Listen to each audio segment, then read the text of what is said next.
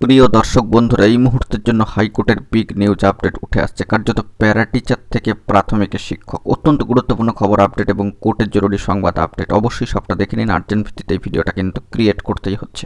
তো ভিডিওটিকে শেষ পর্যন্ত দেখবেন, কোনোভাবে কিন্তু স্কিপ করবেন না। চ্যানেলটিকে অতি অবশ্যই সাবস্ক্রাইব করে নিয়ে সঙ্গে থাকবেন। তো চলুন কথাবার্তা না বাড়িয়ে আমরা মূল টপিকেই ফোকাস করি। বন্ধুরা, এই মুহূর্তে দাঁড়িয়ে অত্যন্ত গুরুত্বপূর্ণ একটি খবর আপডেট কার্যত মহামান্য কলকাতা হাইকোর্টের। কার্যত প্রাথমিকে 32,000 চাকরি বাতিল সংক্রান্ত গুরুত্বপূর্ণ মামলায় এবার প্যারা টিচারদের মধ্যে থেকে যারা প্রাথমিকের শিক্ষক হয়েছিলেন এবং মহামান্য কলকাতা হাইকোর্টের সিঙ্গেল বেঞ্চের নির্দেশে চাকরি খোয়াতে বসেছেন, তাদের তরফে সিঙ্গেল বেঞ্চের ওই নির্দেশ খারিজের দাবিতে কার্যত সওয়াল শুরু হলো ডিভিশন বেঞ্চে। তাদের বক্তব্য, প্যারা টিচাররা দীর্ঘদিন ধরে কম বেতনের শিক্ষকদের সমান কাজ করে চলেছেন স্কুলগুলিতে। তাদের সঙ্গে অন্য চাকরি পাওয়া শিক্ষকদের এক করে দেখা উচিত হয়নি।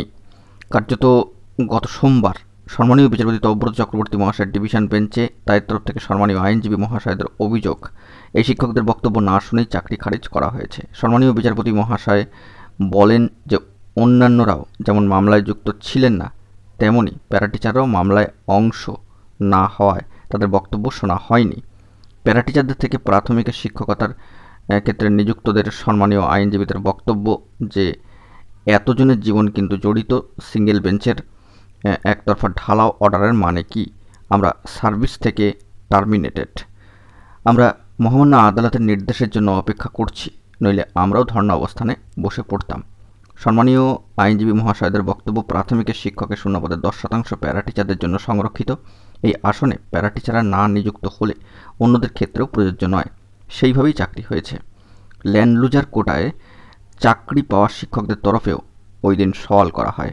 তাদের তরফ থেকে সম্মানীয় আইনজীবী মহাশয়দের বক্তব্য যে ল্যান্ড লুজার ক্যাটাগরিতে আমার মক্কেলদের চাকরি হয়েছিল, সরকারের কাজে পরিবারগুলি জমি দিয়েছিল, সেই সংক্রান্ত সার্টিফিকেট পেশ করার পরে চাকরি পেয়েছিলেন। কোটাও চিহ্নিত করা ছিল। মালদা ও মুর্শিদাবাদে এই ক্যাটাগরিতে অনেক পদই ফাঁকা পড়েছিল।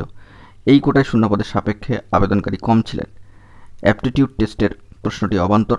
ডিভিশন বেঞ্চ জানায় যে মহামান্য কলকাতা হাইকোর্টের ডিভিশন বেঞ্চ জানাচ্ছেন যে আগামী 14ই জুলাই হবে এই মামলার পরবর্তী শুনানি। তো দেখা যাক পরবর্তী ক্ষেত্রে কী আপডেট উঠে আসে।